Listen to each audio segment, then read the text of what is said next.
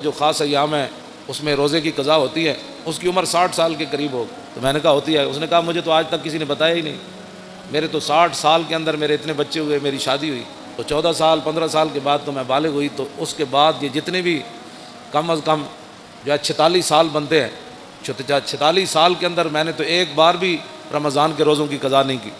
تو میں نے کہا اس مائی کو کہا کہ مائی یہ نمازوں کی عورتوں کے خاص ایام جب آ جائیں ان کے تو نمازوں کی قضا تو نہیں ہے، اللہ رسول نے ان کو معاف کر دیا جتنے ان کے ایام ہیں کہ مہینے میں 10 دن، آخری حد 10 دن ہے، 8 دن اس کے مخصوص ایام ہوں، 5 دن ہوں، کم از کم 3 ہیں، زیادہ سے زیادہ 10 ہیں جو شریعت نے رکھے، لیکن اس کے اندر وہ جتنی نمازیں اس کی 10 50 نمازیں اس دیا رہ گئی ہیں 10 دن، تو پھر تو ساری زندگی قضامت ہی لگی رہے گی، اس لیے اللہ رسول نے یہ بوجھ عورتوں سے ہٹا دیا۔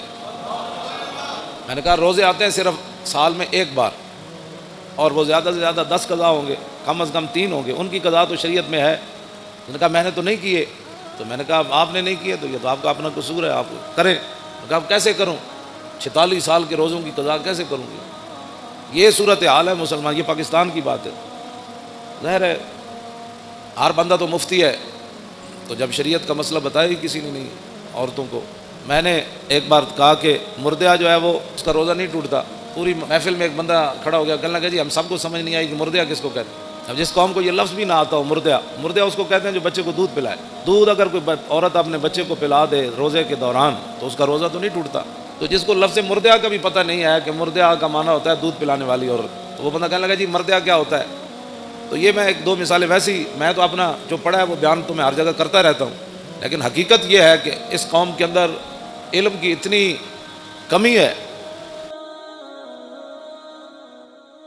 اللہ نے اپنے حبیب کی عزت کی بیان کی ہے، ویسے تو سارا قرآن ہی حضور کے لیے نعت ہے نا، لیکن خاص کہ جو میرے حبیب کو دکھ دے اس کے لیے یہ سزا ہے، جو میرے نبی کی محفل سے اٹھ جائے اس کے لیے یہ سزا ہے، جو میرے نبی کے گھر کھانا پک رہا ہو تو اس کے تم نے دیکھا کیوں ہے میرے نبی کے گھر پہ؟